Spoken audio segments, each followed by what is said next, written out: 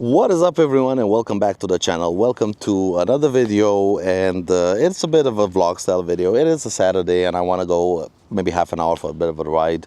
Those of you that know, I now have a baby girl at home, so yeah, riding time is fairly limited, but I do have a bit of an announcement to make, and I wanted to make it because as you read in the title and you saw in the thumbnail, I have bought a new scooter. I don't know if you already can tell which scooter it is from the thumbnail, but yes, I have bought a new scooter. Now it is late November.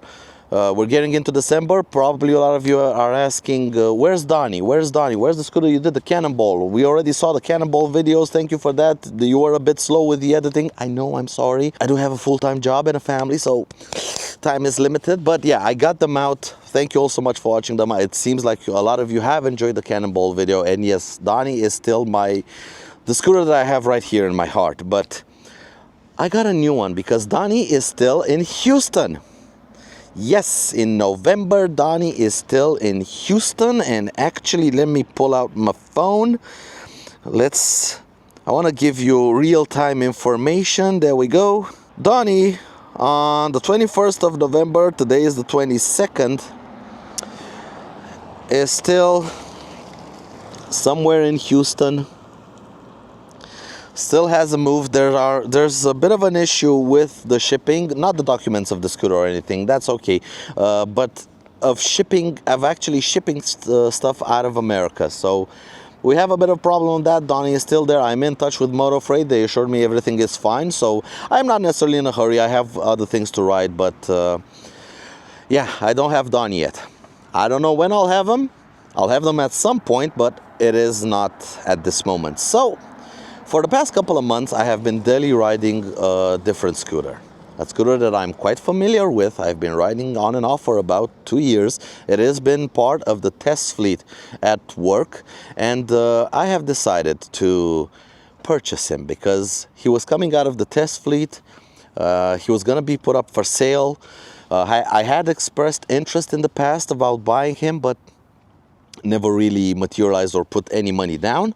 Now came a moment when he was coming out of the test fleet, and he was some people were interested in him for a different project to take him away, and I said no, we have too much history, and I'm gonna have him for myself. So I ponied up the money. It was a very decent price, a very good offer from my bosses at work, because he is basically a second-hand 2-year-old unit, but it is David, the ADX 125 is now no longer a test ride vehicle from work that I ride every now and then. As you can see, he has been stickered up with the Ride with Alex sticker. He is 100% mine, fully registered in my name, my own private property. So people that have test ridden him, hope you guys enjoyed them. Hope you bought an ADX 125 for yourself. But as of right now, he is no longer a test ride vehicle. He is mine.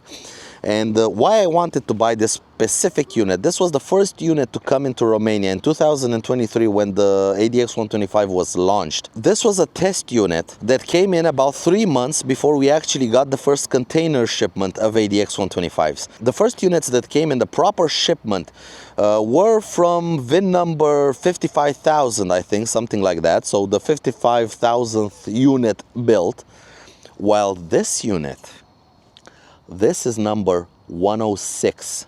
106. The VIN number ends in 00106. And if I know SYM and how they manufacture, he was manufactured in the first day of production and probably in the first half of the first day of production.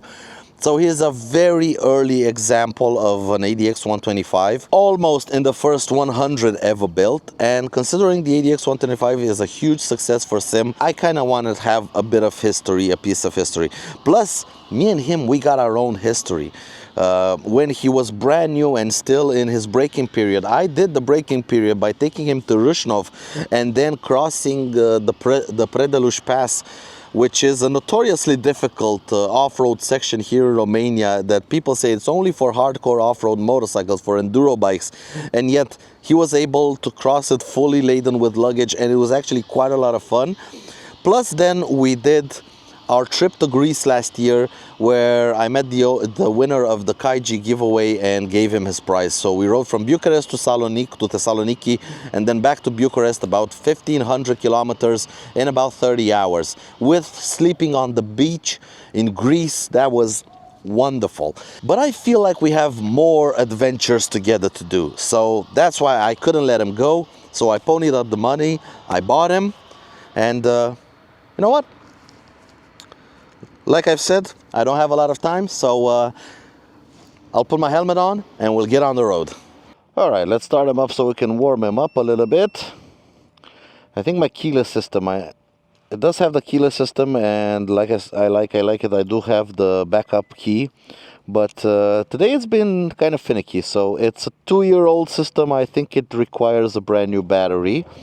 I do have my telemetry going, so hopefully I'll have it here on the dashboard. The Ianon P6 is still right there, should connect to Android Auto fairly soon. Currently, in case somebody is asking, it has 12,406 kilometers on the odometer. It's charging at 4.2 volts, so that's nice. We only got 2 bars out of 7 of fuel. It's currently done 350 kilometers on this fuel tank. I'm gonna do another 20 or 30 kilometers, a short little ride around the outskirts of town, and then I'm gonna fuel him up and take him back home, because I still have stuff to do back home. Put the map on, let's get on. Whew. The ADX 125. Am I recording? Yes, I am. Battery on the DJI. Mic is running. Hopefully the audio is good. I haven't been doing a lot of vlogging ever since I came back from the Cannonball, and I am a bit sorry for that, but working on the Cannonball videos has been pretty much everything I was doing, and with the limited amount of time that I have, it kind of took up all the time that I have. How am I for tire pressures? 1.9 bar on the front, 2.3 on the rear. That is very good. Also, in case some people notice, yes, I have mounted handguards to David. They do touch the screen a little bit when you're on full lock, but these are the handguards from the brand new ADX 300. It's the factory handguards, and they fit perfectly. And I think I'm gonna put down in the description below what you need in terms of parts, the OEM part codes that you can order from your local dealer if you have an ADX 125, and you can get yourself these handguards mounted.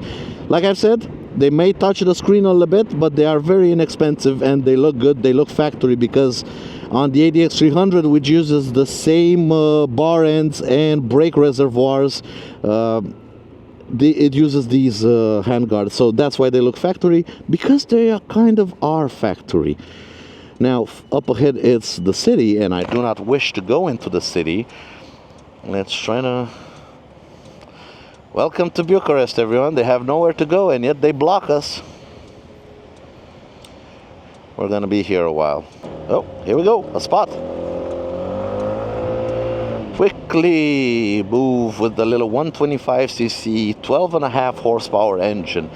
Liquid cooled motor that loves to run at higher revs.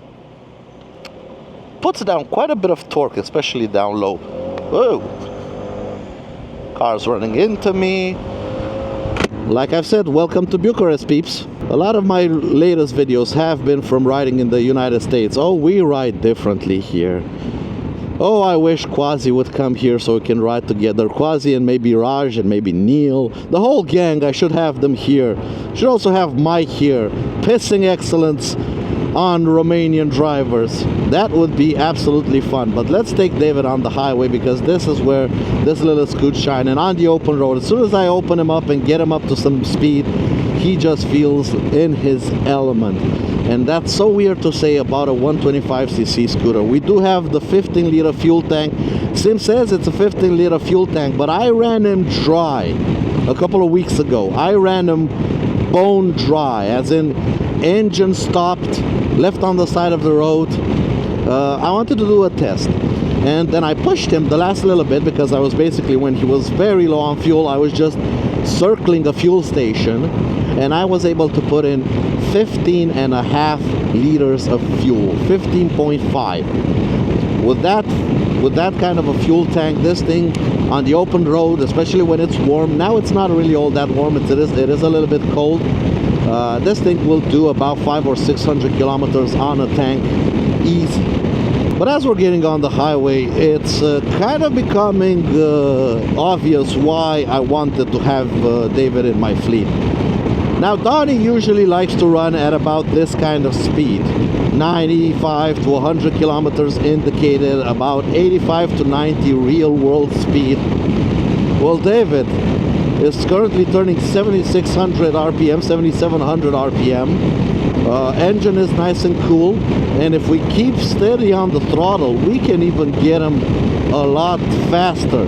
It has an oversized transmission, an oversized belt, an oversized clutch, an oversized variator. Everything in the transmission is oversized, and this is its happy cruising speed on the highway, on the flat. We are going to get into a bit of a downhill, and you can see that speed going up and up and up. When I went to Greece, to Salonique, I actually got him to somewhere around 120, 125 kilometers an hour GPS speed. It was showing 133 on the dash, but as we know, these dashes are not accurate. They do have a 10% offset because of Euro 5 compliance. Euro 5 is not only about exhaust fumes. No. Euro 5 is a lot of things, not just how much pollution the machine makes. Now we have a bit of a downhill. Will we be able to pass these people as we're gathering speed? And just look at how easy this thing just runs at these kinds of speed. We are doing, that was probably over 100 GPS speed, and we barely cracked 8,000 RPM. And this is an engine where the red line starts at 9,000. I think if I remember the manual correctly, the rev limiter is at 10 grand. And in Greece, on that downhill, when I reached about 133 indicated on the dash, I was just about clocking 9,000 RPM. So if it was a longer downhill, we might have got him up even faster before we actually hit the engine RPM limiter. Now, what are you gonna do? Signal? Now, why should you signal? I mean, oh, he's from New York, the Empire State. New York drivers, eh? What do you know? New York driver in Romania driving a Citroen Berlingo. Oh, anyway, let's get going. Cross the train tracks, jump over them. You know what? Let's go a little bit exploring, because this is an ADX. I know I just washed them, but might as well get them dirty again. It is dirty in the city, and tomorrow it is gonna rain, so why not? It's still running his original tires. I will switch to Michelin City Grip 2s once these tires wear out. The rear one is about halfway worn, so I am gonna use it for a little bit longer, but whee! This is why I love the ADX. Well, the fat tires, they might be 13 inches. People always go like, oh, they're 13. Oh, that's a bit muddy. Nah, that's too much mud. Let's not get them all that dirty. Let's spin it around. Now, people complain about the 13-inch wheels on the ADX 125. Honestly, I'm not having any form of issue with them. As you can see, we are punching it. We are doing, this is wet gravel, kissing 50 kilometers an hour. Squirmy on the mud. The tires bite, have a nice bit of bite, and they are pretty chunky, so they do not sink into the gravel. They float above the gravel. You do have a bit of control. This is wet mud with wet gravel, and I am having a lot of fun with it. Well, in the mud. I don't know why people complain. This thing just is so awesome on a gravel road, on a dirt road. I could have gone through that mud, but honestly, I don't want to get him all that dirty. You have seen him through the mud quite a lot, and I know he's capable, okay? He's a capable scooter, and that's why I got him. Now, Donnie, I had to do a ton of modifications to him to get him just right, to be like a long distance cruiser, a long distance touring scooter. Even messing around with the transmission, having to put in a Dr. Pulley variator that I grenaded on the way up the seaside, then we put a second one in that kind of survived. As you saw in the Cannonball videos, it was acting up in the last couple of days, but when we got to Houston and opened it up, it was actually fine. Only two rollers, I think only two rollers had turned a little bit, but that's it. No damage to the variator, probably from once again over revving it. I know I took it at some point to over 9,000 RPM, and yeah, I over revved it again. But yeah, this thing, bone stock. This is a bone stock scooter. It can do the job, it can run the miles, you can have a lot of fun with it, and can maintain higher speeds, and it's much more comfortable. I mean, check out the legroom that I have on this thing. You do have, it's quite wide here, it's quite girthy right here between the legs, but it does spread you out in a comfortable way, in a nice way. And yeah, I just love everything about this scooter. There's hardly anything I would do to modify it. In terms of mods, I do have the Enon P6 right here on the dashboard. It does come with front and rear cameras. It comes with what else? Control right here, tire pressure sensors, like we can check the tires, and actually I can even check my temperature. Now the ADX loves to cook its rear tire.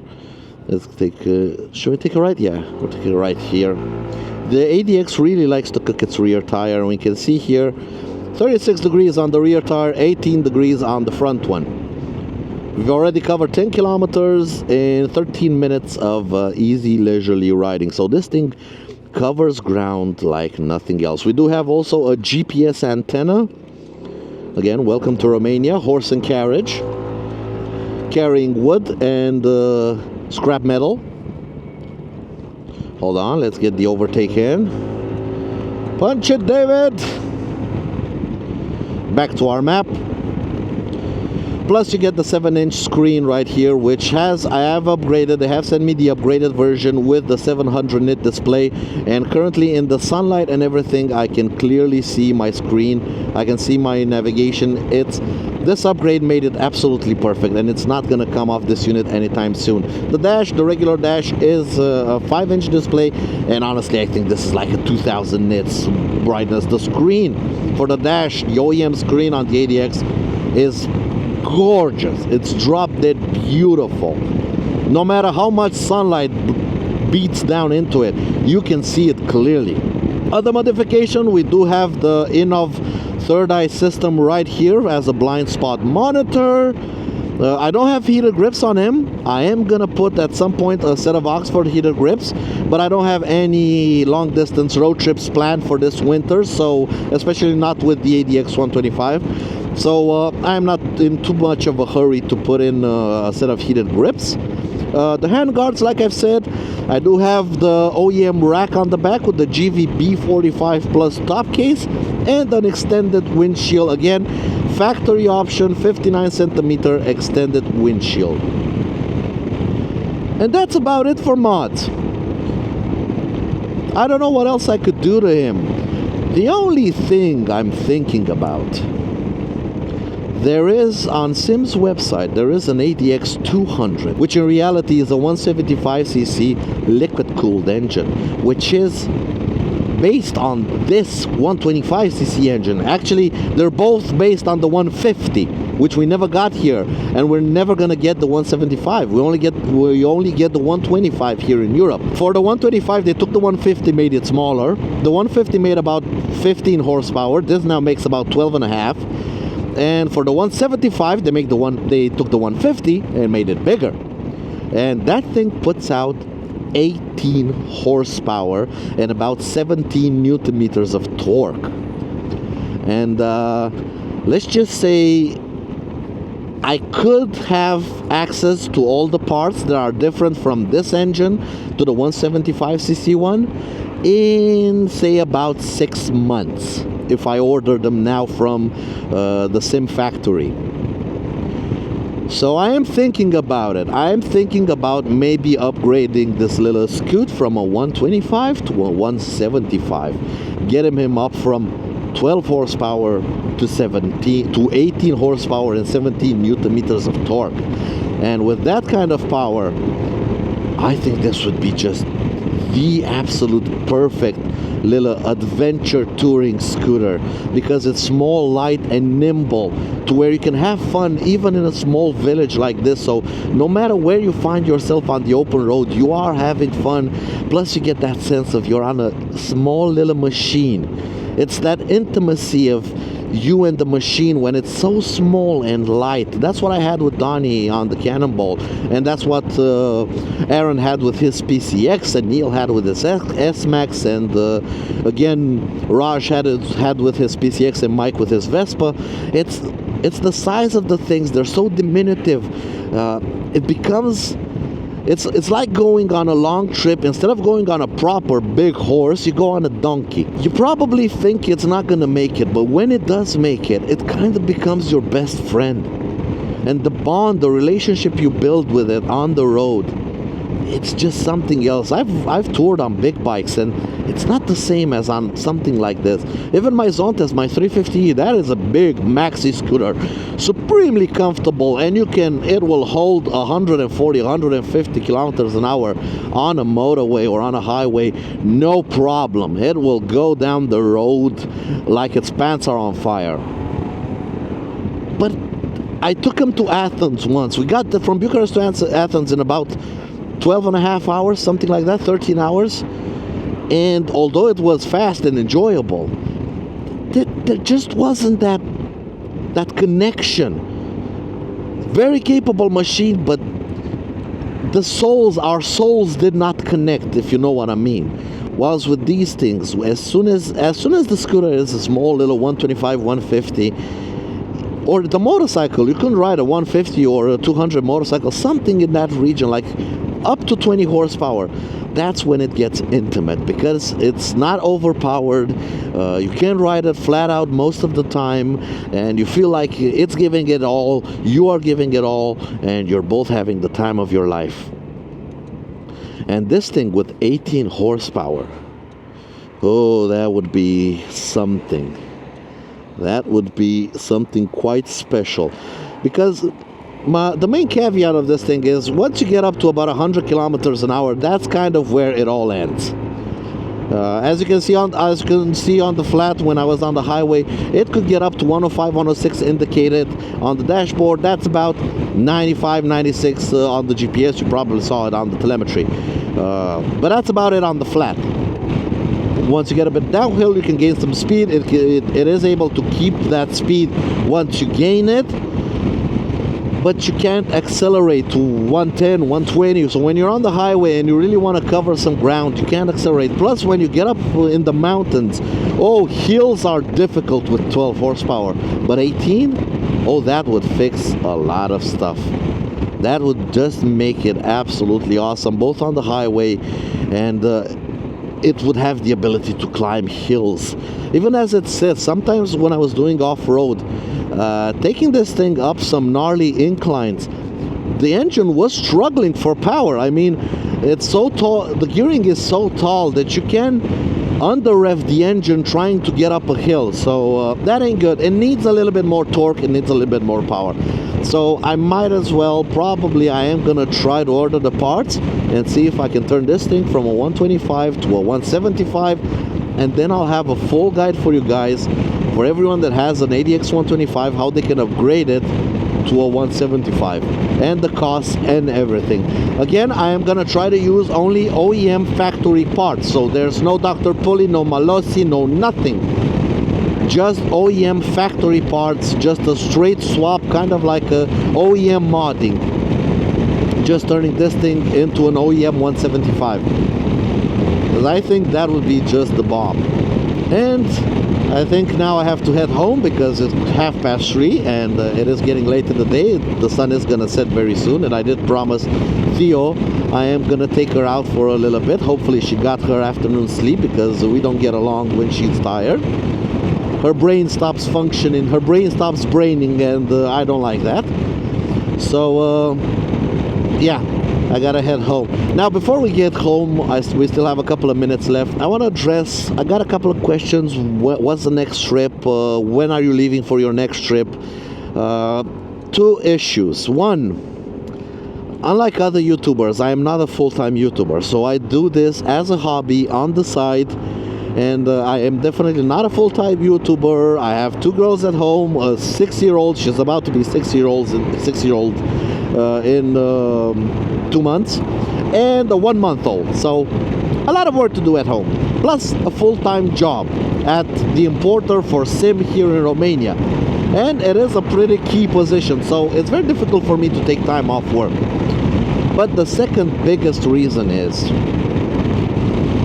after the cannonball, when I got back home here in Romania, I was just about burned out with road tripping and traveling.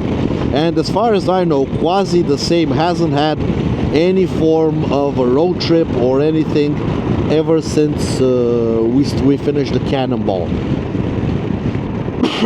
I still have been in touch with him, so we still talk, we're still friends. Hopefully we're still friends, at least he is my friend. I don't know if I'm his friend. Maybe he... Quasi, tell us down in the comments below, am I still your friend, or are you just my friend and I'm not your friend? You know how it goes. And now that I'm getting done with the cannonball videos, I am gonna be bugging him for a European trip next year. So if you want to see Quasi ride with me here in Romania, tag him down in the comments below. Just put at Quasi Motard and link to this video, or message him, or do whatever. Say you want to see him in Romania in this crazy, wacky traffic. But apart from that, the cannonball this year was an absolute killer. And I know probably not the best word to describe it, because I am very sorry for the person that actually didn't make it to the end. It's very tragic that this happened, but it's not necessarily the fault of the cannonball. Stuff like that can happen just on the open road. It's the risk of motorcycling. It's the risk we all take when we get on these machines. Will you let me change lanes? Oh, for fuck's sake!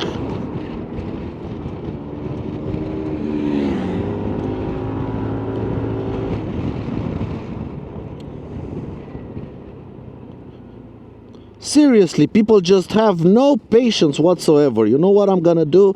I am actually gonna do this, because I don't want to die. I honestly want to live. I do not want to die.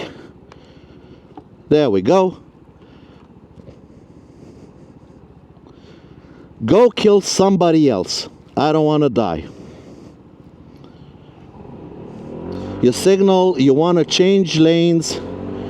The guy behind you sees the signal and tries to run you over, and then says, sorry.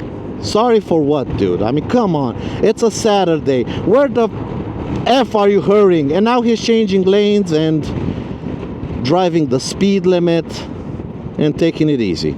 So what the hell was the point of all of that? Seriously, what the hell was the point of all of that? Anyway, like I was saying, sorry for the interruption, but yeah, traffic is traffic.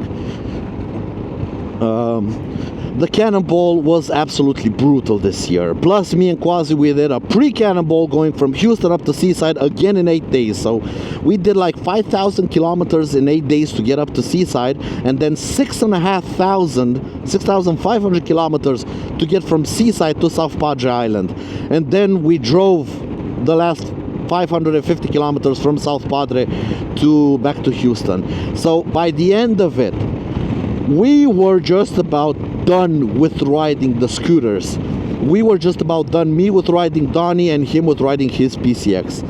And yeah, we felt the burn. It was difficult. We actually didn't get, on the cannonball itself, we didn't get to spend as much time as we wanted riding together, just because my scoot was considerably slower than his PCX, and he would have to ride like I did. Like, he actually was able to take a couple of breaks here and there during a day's ride.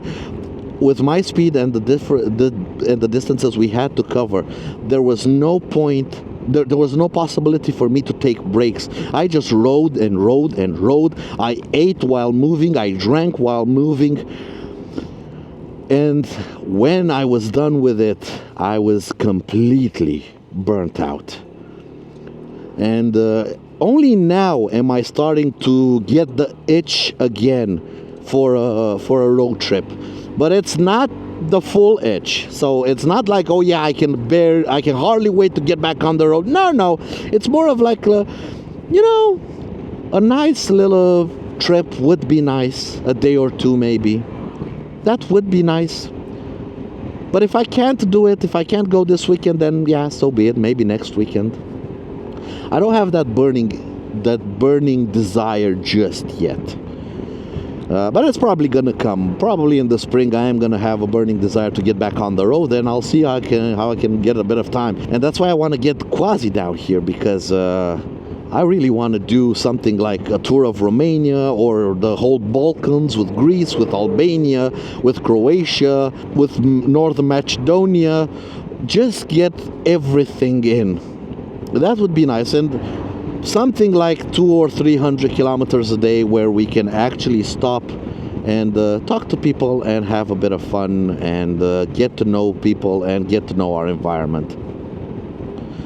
And yeah, so let me know around Eastern Europe, which countries would you like to see? Also, don't forget to tag Quasi down in the comments below if you want to see him here in Romania. And hopefully, maybe if enough of you write or tag him in the comments, maybe he'll start thinking about it. I know I proposed it a few times, and he was like, "Yeah, we'll see," but nothing set in stone. But yeah, as probably most of you know, now I have arrived home. I am gonna put David in the multi-story car park, where now I have 2 parking spots for all my bikes. And thank you all so much for watching. Thank you for coming on this little Saturday ride on what has been a beautiful day that I haven't seen in a couple of weeks. As you can see, it rained a lot, but today the sun came out. But don't worry, tomorrow is going to rain again. So this was my only chance to get like a half hour of riding in for relaxation, not just commuting to work. But yeah, thank you so much for watching. Hope you guys enjoyed the videos, and hope you guys enjoyed the Cannonball. And give David a big welcome to the fleet, the Ride with Alex fleet, because he's now 100% my personal scooter. He's not leaving the fleet anytime soon, and we got a lot of adventures that we're gonna do together in the future. Until next time, guys, take care out there, everyone, and ride safe. Bye!